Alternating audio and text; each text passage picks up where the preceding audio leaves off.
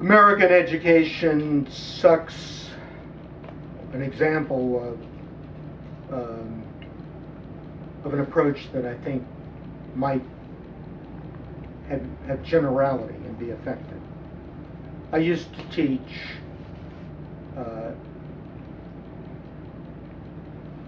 principles of economics at the college level.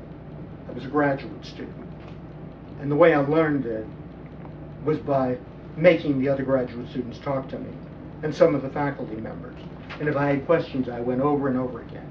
And if I didn't understand something, then we had to go over it. And I had friends who helped out in a faculty advisor. And it was fine.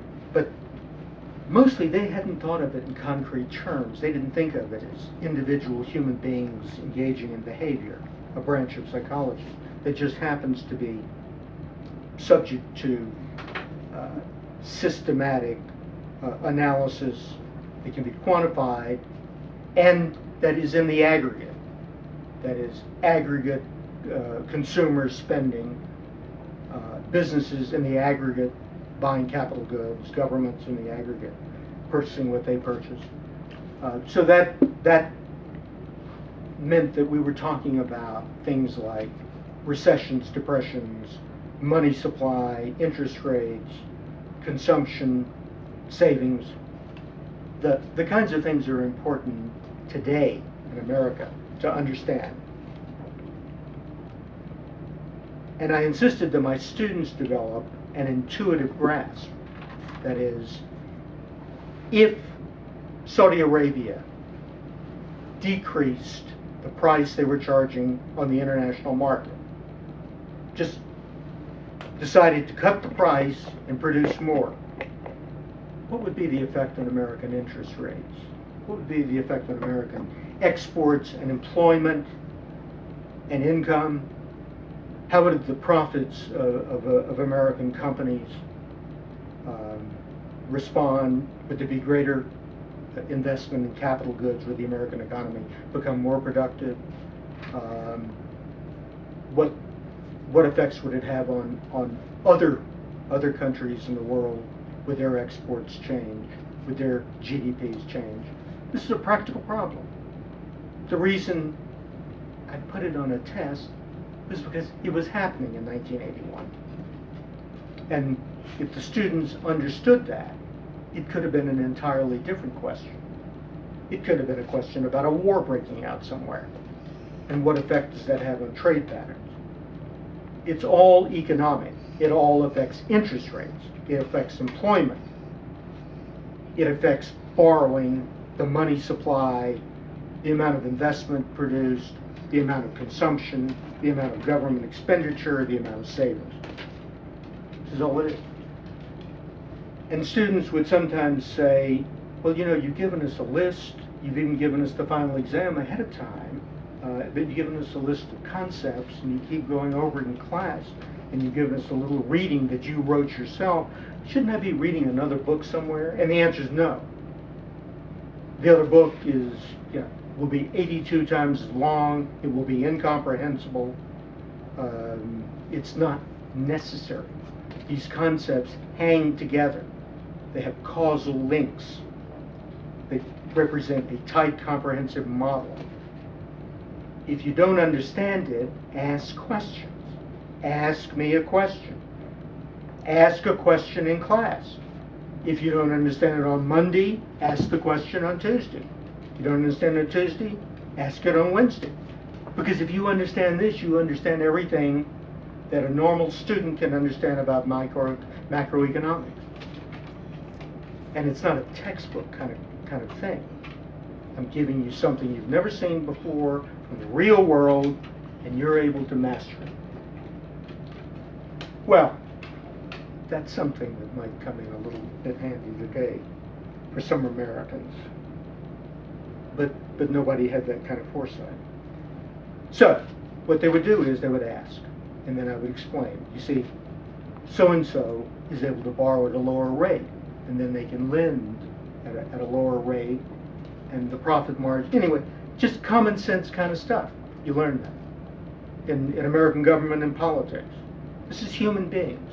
human beings dealing with issues, looking at the consequences of a policy, if they can understand it. I made up constitutional law questions. I made up cases. Said, here's the Constitution. Yeah, give me an answer on this. And then I gave it to the lawyers in the criminal justice department. They didn't know shit about it. I mean, if they hadn't had a case exactly like that, they had never thought about it. I mean, they were craftsmen. You know, they were people who, you give them a case, they do it. Or they memorize a book and they give it to you. My students gave better answers. I taught general psychology and psychology of well-being, where the construct was a motivated human being seeking out things that our species seeks out, using the human nature, which in some respects is common to all people, and in some respects makes us different because we're influenced by our cultures and our environments. The net effect was, not only did no one ever accept a $10,000 bet on the relative performance of their students, but some were willing to engage in comparisons, just to see if something could be learned. And in all cases, my students prevailed. This happened in government and politics. It happened in economics. It happened in psychology. When I taught educational psychology for students who were going to be teachers, my classes filled before any of the other teachers. The same thing happened in my courses in counseling. Students preferred my classes to others because my counseling classes were laboratories on human beings. They weren't textbook things on how you do therapy. That's imbecilic. What you do is you learn about your species, and you do that by various ways of eliciting behavior in a group context, which you would be surprised brings out different aspects of people. So there are common features of loneliness to people, and time. Okay. What we need in education, I believe, is highly motivated people. Motivated people are people working on something that means something to them, that's real. I spend most of my day speculating on financial instruments on my niece's account, not my own account, for which I do not get paid. But this seems real. I'm out there pitting myself against professionals. And when you consider professionals are down 40% this year and I'm up 5%, and that I'm beating them probably by 13 percentage points over the last 13 years, I must be doing it right. Well, it must be real. It must be exciting to me. I must be making an effort. And it has continuity, because what I learned today, I don't forget by tomorrow. I practice it, because it's that interesting. And stuff in the bond market, and stuff in the stock market, stuff in the derivative market are all relatable. I mean, they have common features. They're technically different.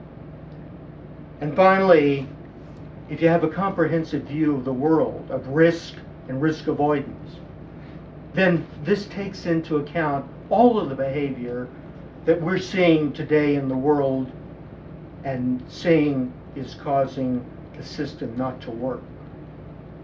So I have more to say on education later, because it's the real area where I think I can contribute, and nobody will give a shit.